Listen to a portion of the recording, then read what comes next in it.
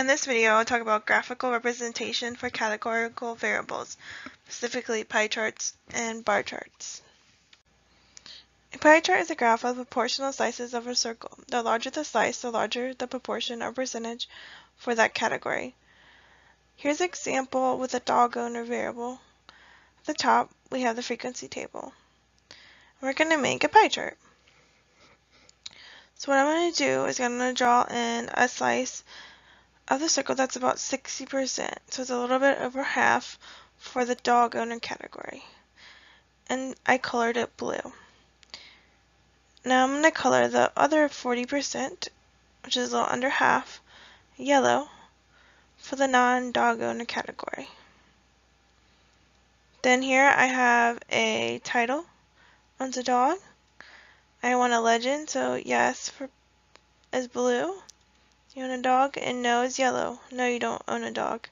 Then I want to give my pie chart a little bit more information by giving it the percentages. So 60% owns the dog and 40% do not.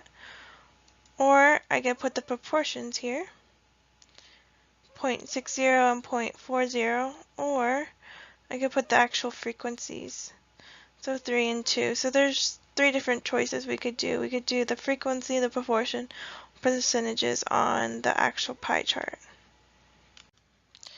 Now I'm going to talk about bar graphs. A bar graph is a graph consisting of vertical or horizontal bars whose lengths are proportional to the frequencies. The longer the bars are, the higher the frequency or relative frequency. So here's our example of the dog owner variable, and I'm going to create a bar graph. First, you need to give your bar graph a title. So I'm going to call it owns a dog. And then we're going to label the y-axis, the one that goes up and down.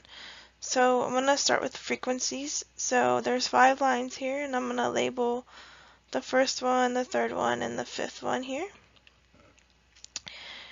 And then I am going to label the x-axis with yes and no. So corresponds with either they own a dog or they don't. And now we're going to color or make the bars for the bar graph. So here's the first person who said yes, here's the second person that said yes, and here's the third person that said yes. So the bar goes up to 3 now. Now we're going to go to the no category. This is the first person who said no, and then the second person who said no.